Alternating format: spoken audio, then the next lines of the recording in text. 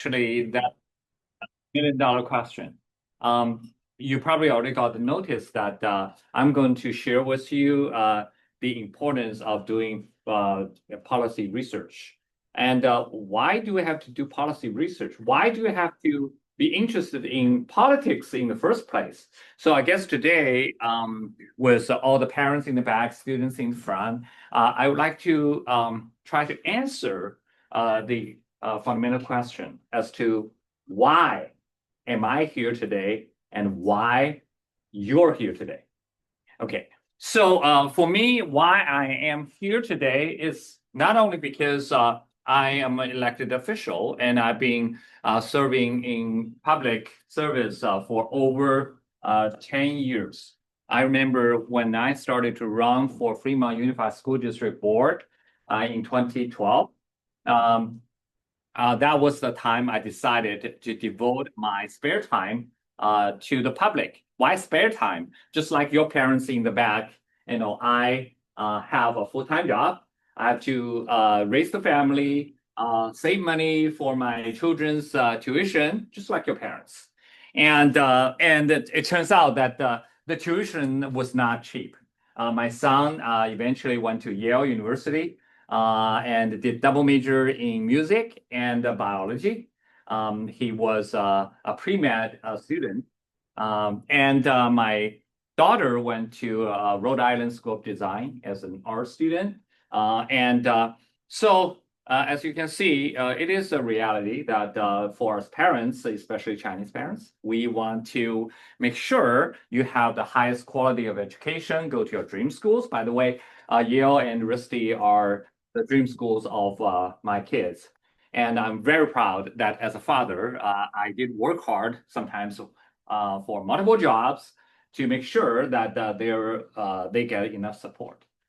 So this is the reality, and this is also the I think the best for the Chinese culture where parents are really doing their duties and be responsible for the bright future of your later career. And so, first of all, I happen to be just like your parents. So I'm here not only because I'm an elected official. Back then in 2012, I was just like your parents. While both my kids were studying in high school in Fremont Unified School District, and they studied at the Mission San Jose High, okay, which is very competitive until now. Now I heard that in their student body, Asian students count for over 90% of the students. So when my son went to Yale, he really got a culture shock because he looked around, there were Caucasians everywhere. But in Mission San Jose High, we just have just a dozen of Caucasian students, and they formed their own club called the Caucasian Club. Yeah, so sounds funny, but that was also the reality. So when I ran in 2012, simply because I felt that the parents, like your parents, were underrepresented and their voices were neglected in the school district, I tried to be their representative. And you asked me why I want to do that. It is a long story. As some of you may already know that I finished my college degree in China and came to the United States in 1990 for my graduate studies. Fortunately, I got into the PhD program of chemistry at Harvard University, and I studied under the 1990 chemistry Nobel Prize winner E.J. Corey for organic synthesis. But when I was at Harvard, of course, I had a lot of plans for my future until one day I was wandering on campus. How many of you have already been to Harvard campus? Raise your hand. Oh, quite a few. And out of those who raised the hand, have you been to Harvard Yard? Okay, quite a few. And as you know, Harvard Yard is just like a traditional college campus, not like the modern campus. They still have walls, and they also have a lot of gates. And one gate right behind Widener Library it's basically like just like a hole in the building. It's more like a Chinese city gate where you just basically have a hole on a thick wall. And that gate, unlike the other gates where they were just like cast iron gates, this gate basically has a hole that connects Harvard Yard to Harvard Square. And it's called Dexter Gate. And it has inscriptions above the gate. So when you walk, as I found out that day, when you walk from Harvard Square into Harvard Yard, you will see the inscription says, enter to grow in wisdom. First I didn't get it. Why grow in wisdom? We're supposed to get educated at Harvard. So you're supposed to gain in what? Knowledge, right? But then I found out that wisdom actually is at a much higher level than knowledge. Sometimes well-educated people may not be wise. And some wise people, they don't have a very good educational background. So I find that growing wisdom is actually better than growing knowledge. Nowadays, knowledge is just no longer that valuable. If you open your cell phone and then you just get into ChatGPT and you ask them all the questions, they can just give you all the facts, all the data, right? And I'm sure later on when you do your policy research, you will also rely on ChatGPT or some AI tools for some information. But with that information, what are you going to do? That is wisdom. So when I say the inscription says, enter to grow in wisdom, and I really like what it says. It means a lot to me. But then if you want to go in the opposite direction, to leave Harvard Yard, go into Harvard Square, there's another inscription that says, depart to serve better thy country and thy kind. Which means, oh, there's a purpose. So the purpose is to get into Harvard, to grow in wisdom, and then when you graduate, you're supposed to go out and serve your country and your fellow citizens better. So that gives me a purpose. And from there on, even when I was moving, busy with my career, trying to realize my American dream, that always reminds me of a higher purpose than my personal agenda. So when I left Harvard, moved to Bay Area, started to regularly donate blood, and usually quarterly. And so over the years, over 20 years, or even 30 years, I have donated 19,000 milliliters of blood, which is about 5 gallons. Imagine like you go to supermarket, you buy a gallon of milk. So you have like 5 gallons in front of you. That's how much blood I have donated over the years. About 4 to 5 times the amount of blood in my body right now. I do that simply out of my gratitude to this country, because when I came here with just barely 2 suitcases, this country gave me the best education they can offer for nothing. Not because I was somebody or my father was Xi Jinping. Okay, I'm just nobody, and then I got this treatment, and so I feel very, very grateful. And there are so many things that you can feel grateful, as always. I remember a friend of mine, San Francisco State University professor, once took the whole family back to his hometown in Hunan province. And his hometown, actually his home was in a village where they just don't have any modern toilets. Okay.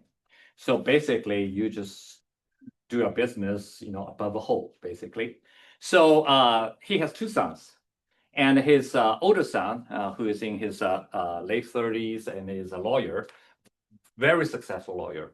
At that time, he was, brought back as a teenager, just like you, your age, just to that hometown. And after 2 weeks of stay, he came back to United States. And the first thing he got home was to go to their bathroom. While he was sitting on the toilet, he felt so comfortable and happy. He said, "Oh, yes, this is what I have missed." Okay, so just a simple thing like a toilet can make a person very happy. So nowadays we take a lot of things for granted, and we just don't even think who to thank for. For example, all the materials, all the opportunities, all the tuition they pay. Your parents. You probably take it for granted because why? Oh, your peers get the treatment. I better get the same treatment. But as a matter of fact, that actually is out of the hard work of your parents. So I just try to remind you that being thankful is always very, very important because it provides a driving force for your life. Because you know that someone is basically expecting you to be successful and hence providing all kinds of materials and opportunities, and you should be thankful.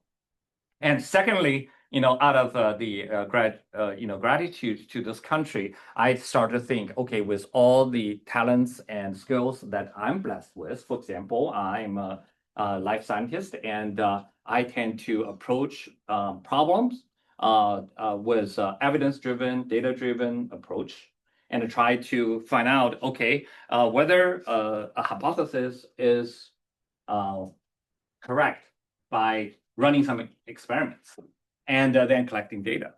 If the data shows my hypothesis is not correct, I need to modify that hypothesis, right? And then further design experiments to approve or disapprove my hypothesis. I remember that when I was in my graduate studies on the third year, I was given the project of solving the mechanism of a protein splicing, which is a very common natural phenomenon.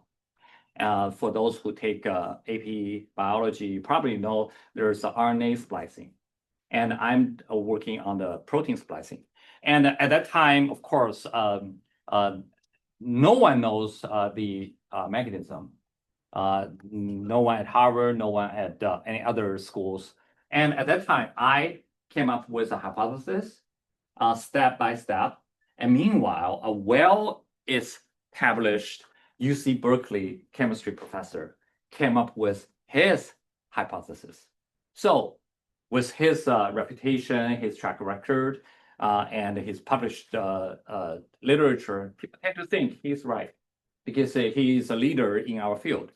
And for me, while unknown graduate student, I tried to, of course, come up with my own hypothesis. So what I did was I just do experiments and collect data. And guess what? It showed that my hypothesis is correct and his was wrong. So at a Protein Society meeting 1 year, I ran into him and he just learned who I am. And then he just congratulated me for successfully proving my hypothesis. And that actually gives me a strong belief that there's reason behind my training and why I become so data-driven and evidence-based is because it's how this world is running.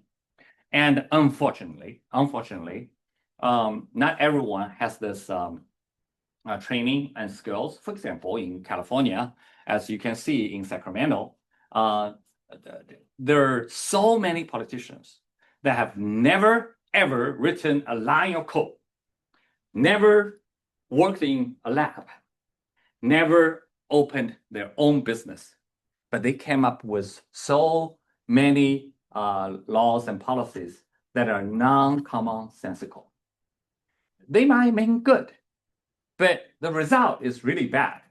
So for me, as a scientist, when I approach a policy, I always look at the result. I don't care, how good the original intention was, as long as it doesn't deliver results, then it's bad policy. It needs to be modified. That is why, first of all, if you just want to ask me, how do we approach the policy research? Start with data. Start with facts. That can never be wrong. Okay, so that's why I ran for a school board, because I felt that my background and skill could be a good candidate to represent a lot of parents. One good thing about me is that we have as qualified parents in our school district, but they didn't want to run. Either they're too busy, or they feel like, oh, my English is not that good. Fortunately, before I became a school board member in 2014, I was certified by the California Judicial Council as a court-certified Mandarin interpreter. And so I have not only the language skill, but also the experience to serve people. And for example, a lot of, your parents are afraid of public speech, okay? But as an interpreter, I have no choice. I always stand, in front of the whole jury, the judge, attorneys, and also the full audience, trying to help the trial get going. Okay, so for me, I'm not afraid of such a setting, and that actually I think helps me do a better job at the school board. And later on, of course, I became a city council member. And so what I want to tell you is that with the strong sense of purpose, I decided to get into the public service. And then after so many years, I really feel that with the education background that I was blessed with, namely the ability to collect, analyze, and criticize data so that I could further come up with a policy that would at least fit the reality, fit the data. That actually not only benefits me greatly, but also the city council in general. Why? Because for a lot of meeting agendas where we have to vote yes or no, I always ask the staff to provide data. For example, we have a piece of road called Paseo Padre Parkway. And nowadays, a lot of cities try to set up bicycle lanes. And so in order to do bicycle lanes, then the staff would propose to reduce 2 lanes to 1 lane in each direction in order to set up the bike lane. For me, I asked a simple question. I said, okay, have you studied the traffic volume? They said, yeah, we did. We found that 1 lane is enough to carry the 10,000 vehicles of traffic every day. Then I said, did you study how the 10,000 vehicle traffic distributes throughout the day? For example, during rush hours and during non-rush hours? And they said, no, we haven't done that. So then I actually, before this was officially on the agenda, we always got the agenda in advance. I actually went there and collected my own data, and I found, sure enough, during the rush hours, because that piece of road is very close to Hopkins Junior High School and Mission San Jose High School, a lot of parents have to use that piece of road to drop off their kids. And then, of course, later on to pick up their kids. So during rush hours, even 2 lanes cannot really carry the burden of so many vehicles at the same time. So, of course, I vetoed their proposal and kept the 2 lanes intact. And that's a commonsensical thing. For a lot of people, they may want to, for example, in this case, add a bicycle lane to promote the equity. The equity, I feel is completely misused and abused because they say, oh, we have pedestrians, we have bicyclists, and we have drivers. In order to show the equity, we have to provide, the road surface to everyone. But they haven't studied how many people even ride bicycles, during the weekdays on that piece of road. And so, without any data, they just have, some imagination, some idea, and they want to put that into policy. That is dangerous. So for you, why are you here today? Because I, through your mentor, Sherry, I want to encourage you to have this opportunity and also build this habit to approach an issue with data. Why is that? Because in my career, it has been proven, not only in my scientific career, but also in my political career, that data or facts are so important. It's the first step, basically. And that's one thing. Second thing is, if you notice, I proposed some topics for you to do policy studies. And those topics actually are non-ideological. Nowadays, in school or in Sacramento legislature, they tend to get involved in so many ideological arguments. For example, how many genders are there in the world? But for me, as a Harvard-trained scientist, I want to find out what ordinary people care nowadays. If I knock on the door, sure, I'm running, right? I have to just knock on doors and get some feedback from my constituents. So I asked them, what do they care? Number one, oil price. Oil price, even before this epic fury military action started, they already started to complain about the high gas price, in our neighborhoods. Cost of living, because of the high energy costs and fuel costs, everything is more and more expensive. And so cost of living is something that I, as their representative, have to address. Crime rate. I don't think any criminal, before they rob you or hurt you, will ask you, hey, which party are you affiliated with? Are you a Democrat? Are you a Republican? Then they decide whether to rob you or let you go, right? They are non-political. They're professional. And so to address the issue of public safety, you have to be non-partisan.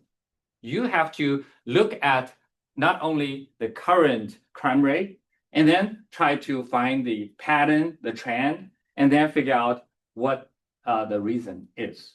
Needless to say, one of the reasons that we all know is that in 2014, the year I became the first Chinese American elected official in Northern California that has a Chinese mainland background. That year, Proposition 47 was approved by majority of the Californian voters, because Proposition 47 was so misleading. And then they were promoting more judicial reform, prison reform, cutting down the cost of the state to run so many prisons. And then they say, we'd rather run schools then run prisons. I mean, sounds good. But then we all know what happened. After so many criminals were released from prison, you cannot even dare to leave your backpack in your car downstairs because chances are when you come back, the windows were smashed, your backpacks are gone, along with your laptops, your notebooks, and all the other valuable stuff, right? So that is also another example where the intention might be good, but the result is really bad. So in 2024, there's a Proposition 36, and that was to basically undo the wrong of Proposition 47. Again, most of the voters in California realized that they did it wrong. So they corrected themselves by passing Proposition 36. Okay. And unfortunately, Governor Newsom refused to fund Proposition 36, which means it becomes just a piece of paper, a tiger without teeth. And still, with no money to help the law enforcement and the judicial system, the whole judicial system is still same old, meaning letting all the criminals go without prosecuting them. And still we suffer from, like, as you know, those high profile crimes like smash and grab at the jewelry store. And then one happened in my city, Fremont, last year when there was an Indian jewelry store called Kuma Jewelry was attacked by a group of like 20 criminals. They smashed the windows and doors and got in 70 seconds. They stole or robbed jewelry worth $1.7 million in 70 seconds. Everything was taken by the surveillance camera. And later on, the footage actually was released by DOJ and aired also on CNN. And so, once again, Fremont became infamous, not famous. We used to be like the happiest city in the whole United States, but this incident really showed that without fully funding Proposition 36, then all the good intentions of the voters were in vain. So that is why I think it is so important to come up with policies that would deliver good results. And the good policies, of course, may not be just like made out of scratch. And it might be some current policies that has flaws. And then what you do is you can just look into the reality, collect data, do your own analysis, and make some proposals for the change. So I addressed why I'm here as elected official, and now why you're here. Okay. So as I understand, you're all high school students except for just one or two exceptions. And so for you, it is a good opportunity for you to increase your influence. You may not know, I am an alumni interviewer for Harvard College. And so I interview Harvard College applicants in Alameda County every year. This year, I interviewed 7 applicants, 3 for the early admission and 4 for the regular. And I typically would ask them about their extracurricular activities and the influence of such activities. So imagine if you are like a president of a club on campus and you successfully lead that club for years, of course, rising from a member, then to the VP, and then to the president, the influence may be very limited. Then if you happen to be like the president of a branch of a national club, maybe by collaboration with other clubs, branches, your influence can go a little bit beyond your campus. Okay, but that's still not impressive. Imagine if your influence can impact the whole state of California, and then you proudly tell that to your interviewer, whether it's Harvard or Stanford alumni interviewer or from other schools. Guess how they would react? Okay, of course, it has to be real. You cannot make up your stories, right? And that achievement has to come from hard work, which means it'll be hours of hard work collecting data, analyzing them, and then coming up with policy proposals. If those proposals are eventually adopted, for example, I'm running for the assembly. If I can bring some of your proposals to the floor and then eventually write a bill and eventually vote it into law, hey, your impact is actually statewide. If other states copy California, then your influence can even be national. So don't just treat this as something just like a practice, or some of you may be here because your parents want you to be here. You have to find the purpose.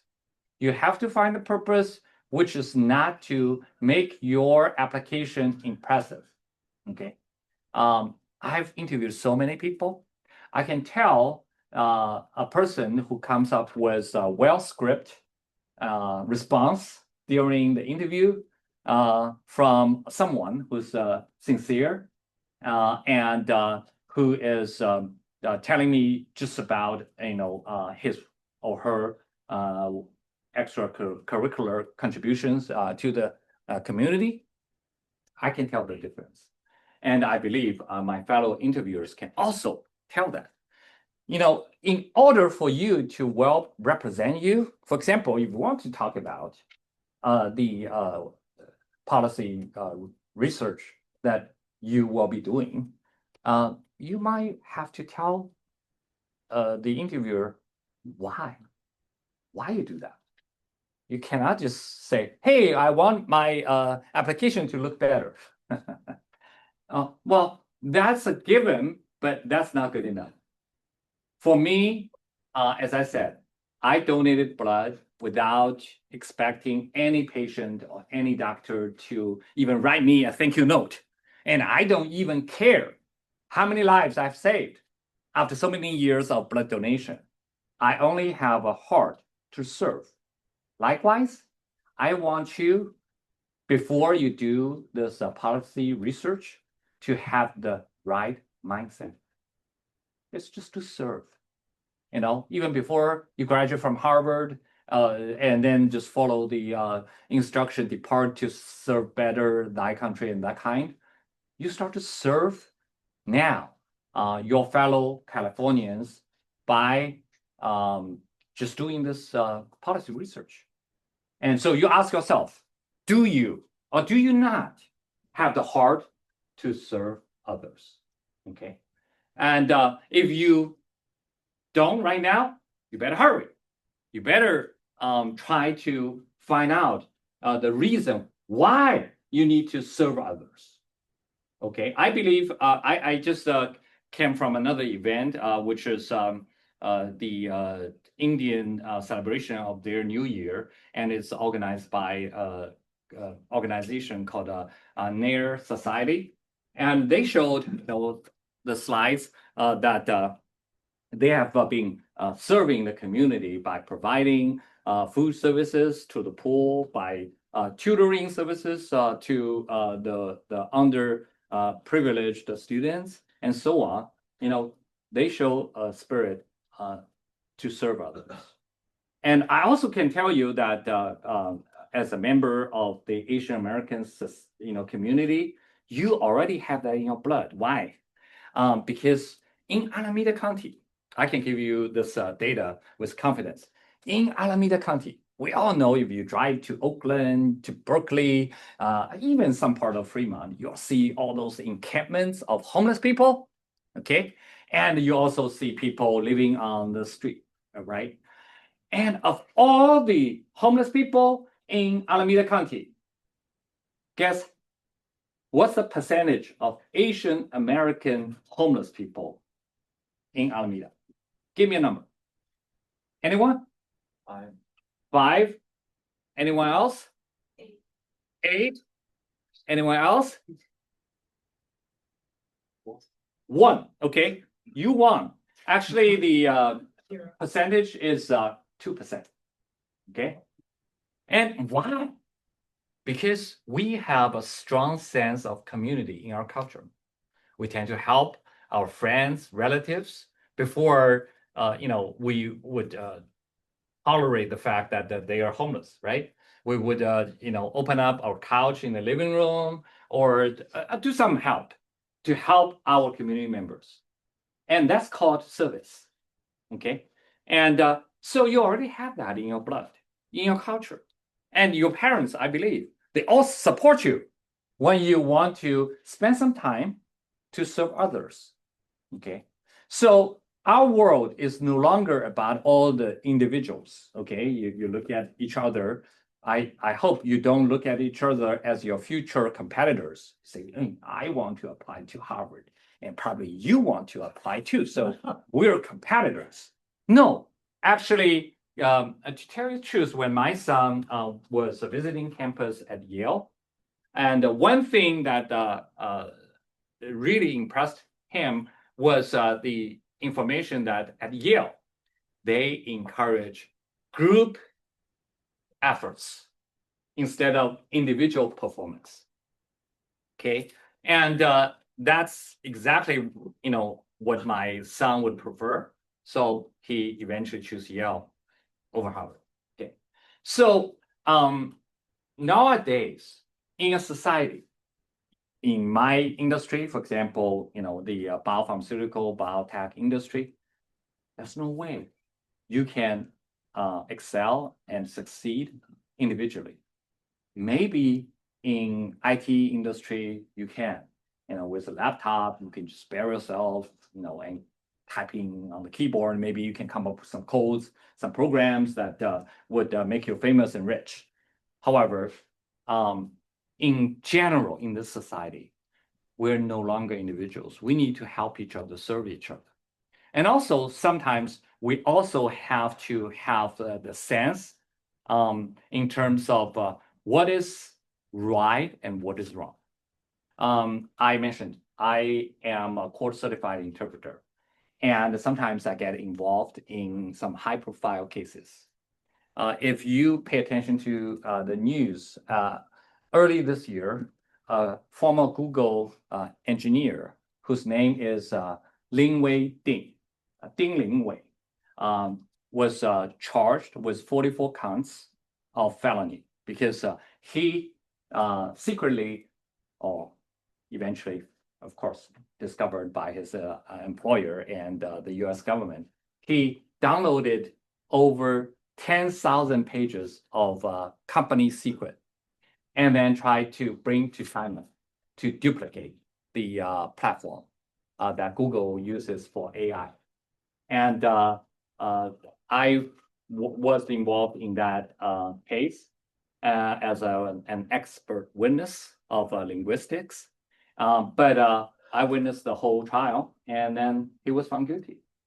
44 counts, 22 of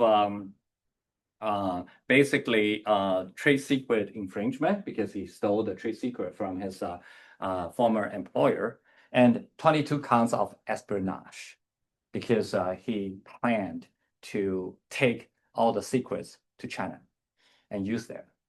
And for those 44 counts, he will probably stay in the prison for the rest of his life. Okay, and I'm sure he's smart. Probably smarter than all of you, because in his resume, he boosted that he was one of the 10 people in the world that knows how to run a 100,000 no 10,000 card platform, okay, for AI computation. So and that's why he believes that in China with all the company secret from Google, he could be very successful. Okay, but he forgot one thing is he took something that didn't belong to him. Okay, that's called theft. Okay, and then second thing is he thought he would never be caught. A lot of people, imagine, had he thought about the chance of being caught, would he still have to do that? Probably not, right? And he was basically gambling, and he thought he would really get away with this crime, but eventually he ruined his life. So why I bring this up is also for the purpose. Our purpose to do anything, more specifically in this proposed policy research program, is not to benefit you individually. And more importantly, is to serve others, like peers, in the country. I had the honor, I would call that honor, to mentor a student from this institution. His name is Luke Wu. How many of you know Luke Wu? Okay, quite a few from Harvard, right? And what he did in my summer internship program was to do a policy study for a new SB, California Senate bill. At that time, all the Asian American small business owners, especially restaurant owners, were facing this crisis because they don't speak English. They're not aware of so many detailed regulations of ADA, American Disability Act. So maybe they didn't have the right height of table or right width of aisle in the restaurant, so that some people intentionally go after those restaurant owners and then sue them, saying, "Oh,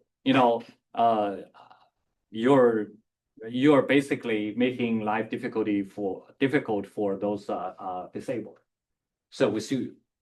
And because those owners don't know English and don't have any legal resource, they choose to settle. So it becomes kind of like extortion, okay?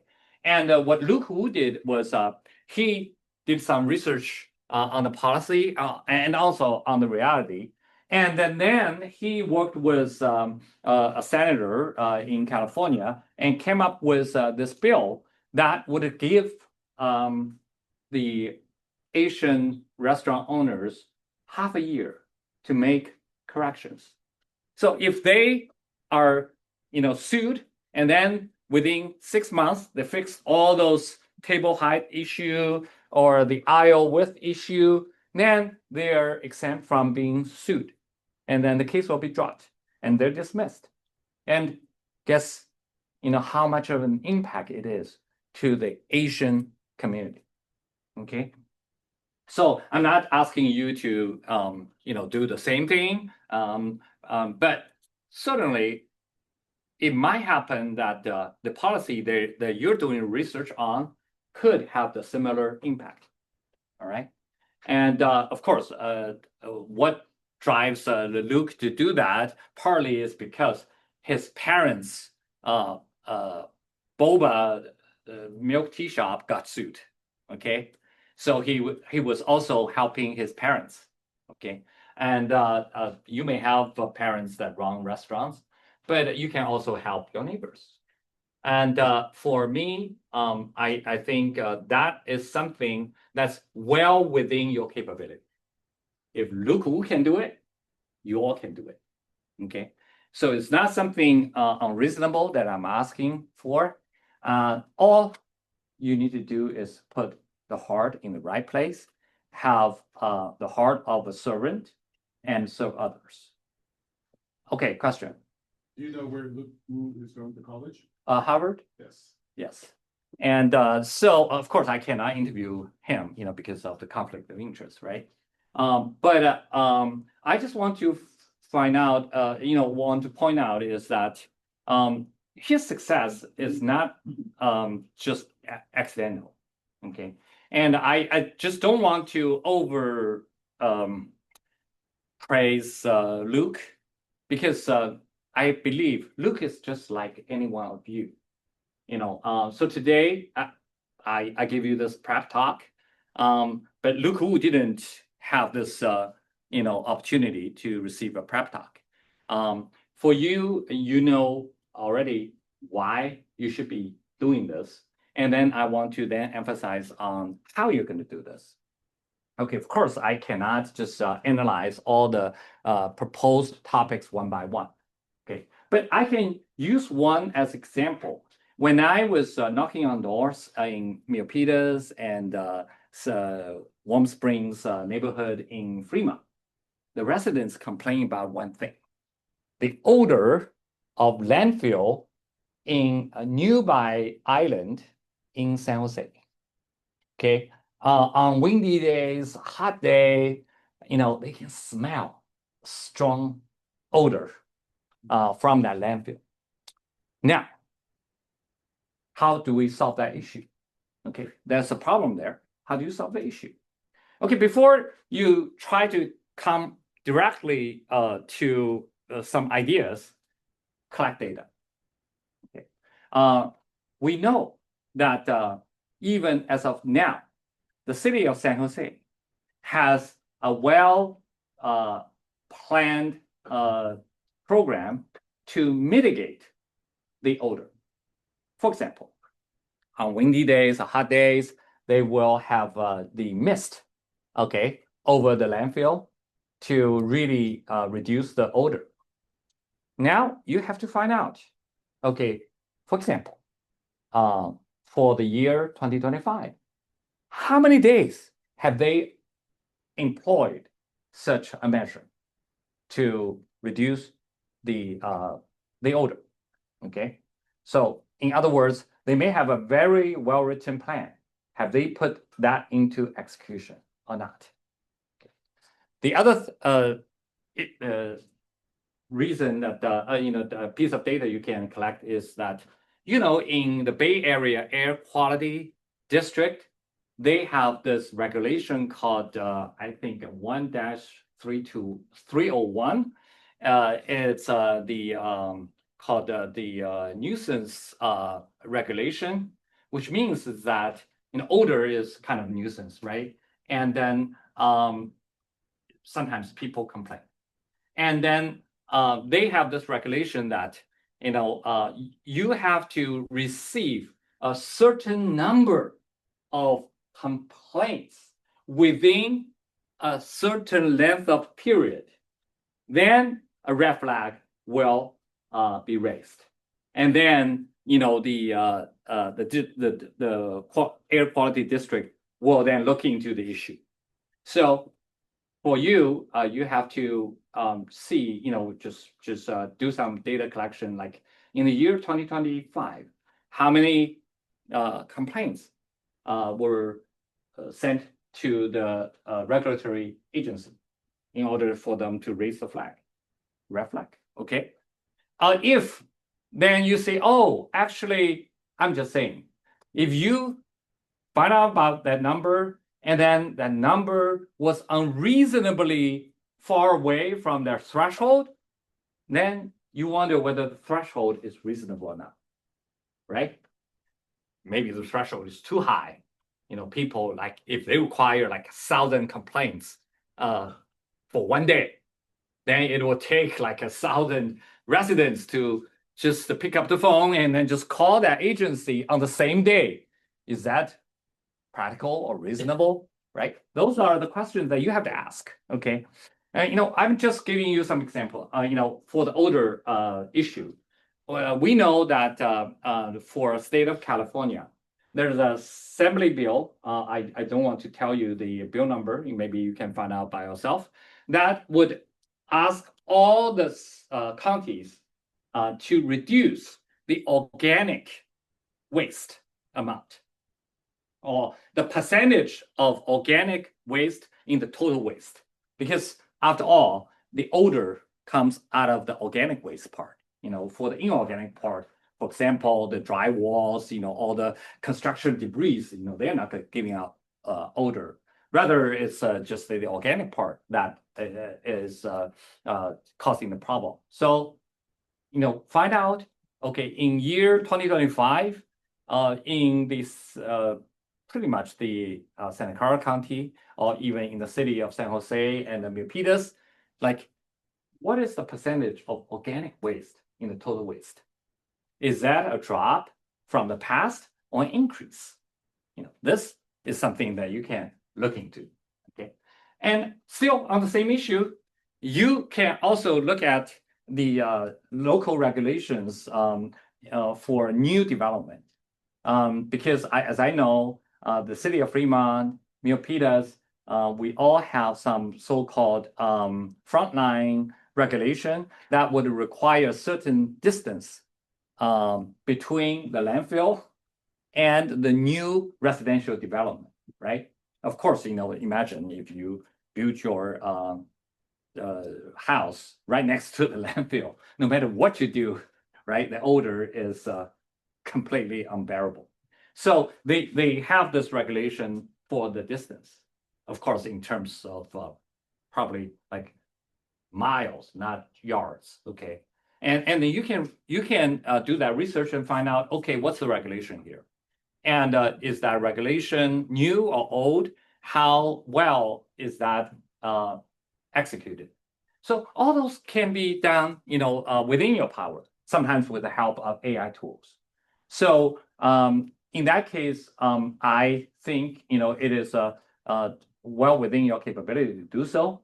And as long as you have the right mindset, the skills are already there. And I haven't talked with Ms. Sherry. I don't know whether you'll be doing that individually, in parallel, or you're going to do a group project. I don't know. But either way, within one topic, there are so many different aspects. And even for a group project, you can still turn that into, for example, individual tasks and group discussions. You may search your data individually, but then when you come up with the ideas for modification of the existing practice, then you can, of course, all contribute in a group. So in that case, I think that's something that I feel that it's very meaningful, and also meaningful to the society, first of all, meaningful to me. If I can bring this contribution from you to Sacramento, it also, I look good, right?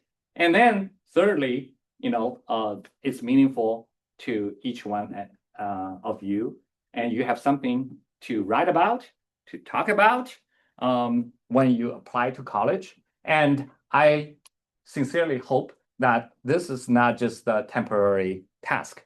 I hope that the spirit of data-driven, evidence-based approach will come into your leadership skills, and you can carry it with the rest of your life, no matter what you do. And so with that, I want to just stop here. And if you have any questions, feel free to ask me. Thank you.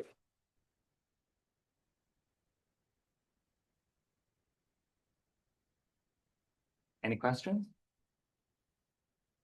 Okay. I guess about the data-driven part, how would you Right. balance objections towards being a technocrat with this data-driven approach? For example, if data cannot account for human rationality or those human failures, or when data contradicts with moral standards, how would you kind of balance that? Well, moral standards is kind of relative and sometimes subjective. So I was still based on data. For me, data is over rhetoric, and the result is over politics. sometimes, we're all told that the DEI, for example, oh, it's so good. Diversity, equity, inclusiveness. Oh boy, we should fight hard for that. I would let you in for a secret. Actually, from my observation and the practice, for example, in the city of Fremont, DEI has nothing to do with not. I would put it in this way: DEI will not benefit any of you based on your skin color, because it's not meant for Asian Americans. Period. Why? Because data. We just celebrated 70 years of history of Fremont. And over all the 70 years, in the city government, we have so many departments. For example, the HR department, IT department, the economic development department, public works department, parks and recreation departments, human services department. And each department has a department head. It's like a director level, right under city manager. Okay. And over the 70 years, only one Asian became the department head. Guess for how long? 8 months. That's it. And other department heads are all, from other ethnic groups. And even with DEI, I didn't see any assignment or promotion of an Asian candidate to the position of a department head. Okay, and so in that case, going back, it's just like when you say, sometimes the moral will change. It goes, like politics. It comes in a wave. One day we're just shouting Black Lives Matter. Okay. As if it was just like biblical principle you cannot break. Well, and with that, we shout like defund the police, right? Nowadays, have you heard anyone say defund the police? Oh yeah, now we hear defund the ICE, get rid of the ICE, which is like a replay of the same playbook for defund the police. Okay, so I'm sure this will come and go. Data will not lie. Just like the data I just told you about the recruitment of department heads in Fremont, right? That never changes. So when you have such a conflict, believe in data. Yeah, in science, when we come up with a hypothesis, and then we do some experiment, and we get data, and the data doesn't fit the hypothesis, what do? You change the data? No, of course not. Right? So this is common sense. Yeah. Do you ever want to pursue something, but then you find out there's no available data or really little available data? What do you do about that? Right. So of course, sometimes there's a limit to the availability of data. And so in that case, if it's within my capacity and capability, I will try to collect data myself. I already give you the example of reducing the bicycle, the two lanes into one. And sometimes it's just that we have to ask, delegate that task, ask people around us to also be data driven. Yeah. So I ask my staff, hey, it's your job to come up with data. And then because you already have years of practice, right? And you cannot tell me that we don't have data, right? Then what do you base your decisions on, right? So in that case, you can ask people and wait a little bit. You can put it aside and say, before we see data, let's not rush into decision. Okay. How would you apply experiences from other fields of interest like engineering to local projects? I know you already mentioned the kind of evidence-based approach. But are there specific examples where you see that kind of intersection in terms of a project or? Oh yeah, as always. For example, we run into budget issues, and then for me is not only to just look at the history of the budget of that department. I also try to link that to the performance of that department, and then try to decide whether they are over budgeted or not. Sometimes I would just ask for data and raise alarms. For example, recently we were talking about this annual budget, and there was a huge amount of money budgeted for our ongoing homelessness programs. I did some calculation, and then my calculation stunned everyone because based on my solid calculation, Fremont has been paying the services for each and every homeless person $40,000 a year.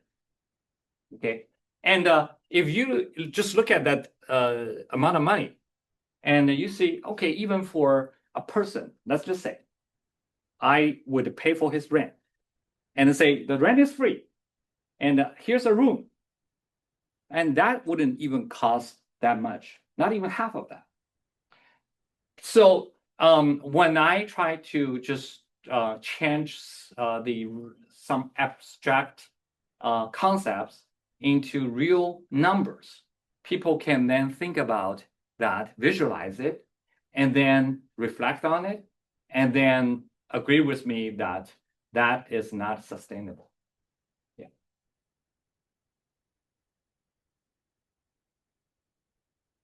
Okay, I guess that's it.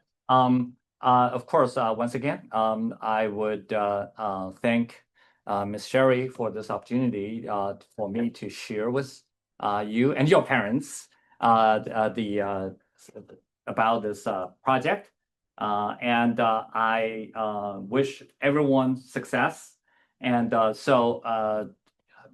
maybe directly, maybe through Ms. Sherry, we will have some communications and in terms of the details and so on. So, but today is mostly addressing the question why, as to how we still have opportunities to address that. All right.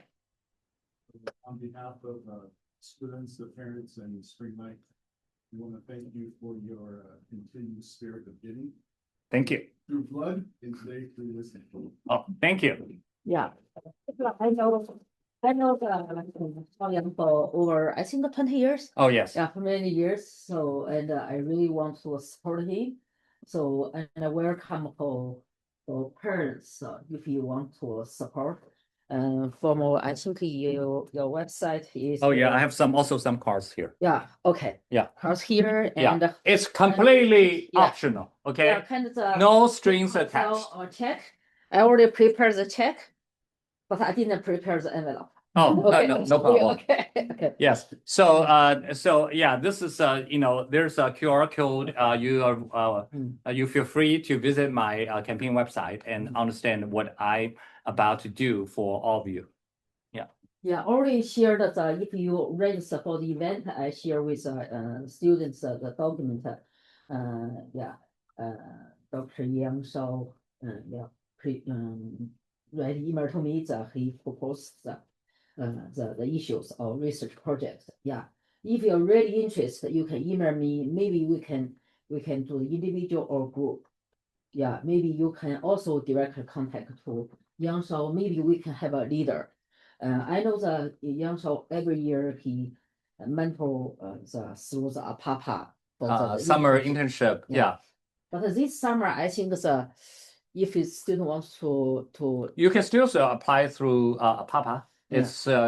It's still taking applications. Yeah. Yeah, deadline is tomorrow. Tomorrow is the deadline APAPA. Then I know many of them. That's only for junior. Okay, if you are not a junior, I think that you still can not an intern, but you still can volunteer. Yes. For the campaign. Yes. Yeah, you still can do the research, but APAPA only accept the current junior. Right. Yeah. Yeah. Okay. All right. Thank you. Thank you. OK，那我就走了啊，我下面还有一个活动。好的，行，好，谢谢。 OK。 Thank you.